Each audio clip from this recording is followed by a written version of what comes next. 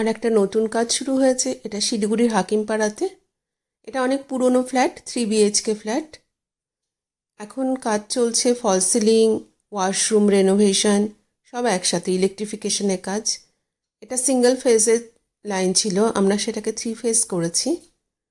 নতুন করে meter box, MCB সব লাগানো হয়েছে। ডেব্রিসগুলো আমরা পরে বের করে দেবো, এক জায়গায় করছি।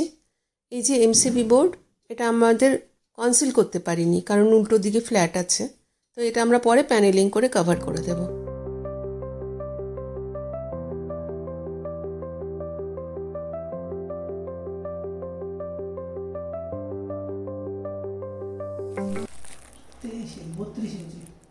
সেন্টার 32 সেন্টার বার কর, 16 একটু রেক্ট্যাঙ্গেল টাইপের হবে। হ্যাঁ, পুরোপুরি চৌকা হচ্ছে না কিন্তু, ঠিক আছে।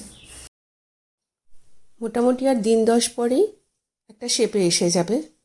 প্রথমে আমি টাইলসের কাজ কমপ্লিট করাবো, তারপরে ফল সিলিংটাকে কমপ্লিট করিয়ে ইলেকট্রিফিকেশন মোটামুটি আমার 90% হয়ে গিয়েছে। তো কার্পেন্টারের কাজ তারপর থেকে শুরু হবে।